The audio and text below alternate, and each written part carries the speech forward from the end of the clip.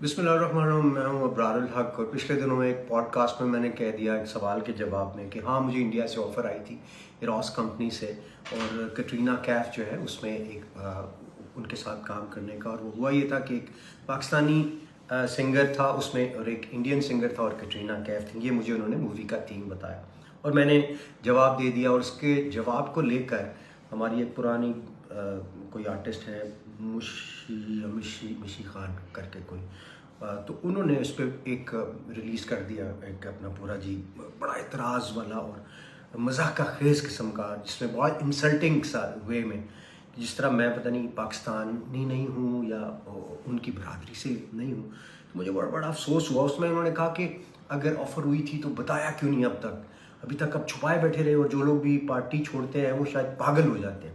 एक तो मैं अर्ज़ कर दूँ, ना मैंने कोई पार्टी ज्वाइन की है ना मैंने कोई पार्टी छोड़ी है, मैंने पॉलिटिक्स को फ्रीज़ किया हुआ है। दूसरा 12 साल पहले वाला क्लिप भी आ गया है, वो आपके हवाले मैंने कर भी दिया है और अभी मैं शाया भी कर देता हूँ ताकि आप लोग को सेटिस्फैक्शन हो।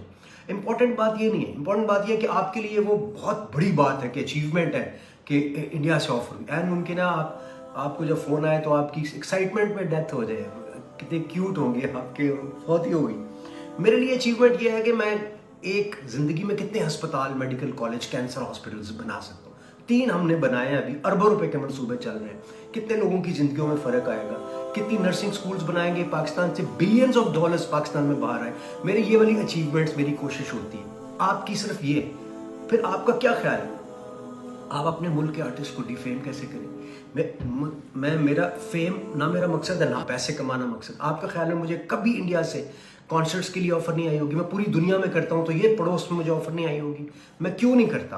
क्योंकि मेरे वैल्यूज़ के साथ उसका टकराव होता है। मैं उनके कॉन्ट्रैक्ट्स पढ़ चुका हूँ कि कश्मीर के हवाले से बात नहीं, क्यों नहीं करनी।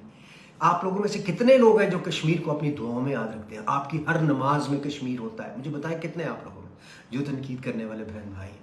मेरी है, इसलिए मैं आपको कह सकता हूँ। फ़लस्तीन के लिए कितने, हर नमाज में मैं कह रहा हूँ।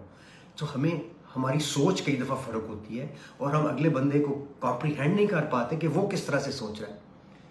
हमारे इंडियन आर्टिस्ट जो है वो लंदन वाले इधर आते हैं, मेरे गाने गा के इधर शादियों में कॉन्सर्ट्स करके चले जाते हैं। जो पाजी अगर आप शादियों में गा रहे होते ना, हमें किसी ने नहीं बुलाना था जी यहाँ पे, आपकी मेहरबानी, आप नहीं गाते। मैं नहीं गाता, मुझे खुद 1000 करोड़ की ऑफ़र करे, मैं नहीं गाता। मैंने अपनी वालदा के साथ वादा किया था, वो वैल्यू सिस्टम में नहीं आता, वो मेरे प्रिंसिपल्स में नहीं आता। अब आप सोचेंगे ये कैसे मुमकिन है? ये है मुमकिन, आप मुझे निकाल के दिखा दें कहीं पर, क्या शादियों में मुझे ऑफ़र नहीं होती हो?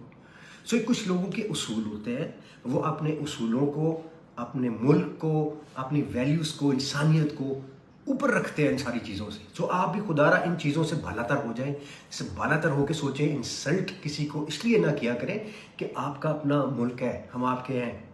आपकी अपनी इंसल्ट होती है अगर आप हमारी इंसल्ट करते हैं। और अपनी वैल्यूज़ को मैं नौजवानों को कहूँगा ज़्यादा तरजीह दिया करें, अपने अखलाकियात को, अपने वालिदैन को सुना करें। नबी पाक सल्लल्लाहु अलैहि वसल्लम ने फरमाया, अच्छे अखलाक वाले जन्नत लूट कर ले गए। अगर हमारा अखलाक अच्छा नहीं होगा तो हम कभी तरक्की नहीं करेंगे। जिस मर्जी को हम ले आए मुल्क में, मांगते हैं इमरान खान, और अखलाक हमारा बिल्कुल इस वक्त ज़मीन पर, ऐसा हो नहीं सकता। और हर बंदे के अंदर इस्टेब्लिशमेंट है। मतलब पजेरो वाला जो है करोला वाले को नहीं छोड़ता, वो रिक्शे वाले को नहीं छोड़ता, वो उससे छोटे वाले को नहीं, जिसको मौका मिलता है वो डंग मार देता है।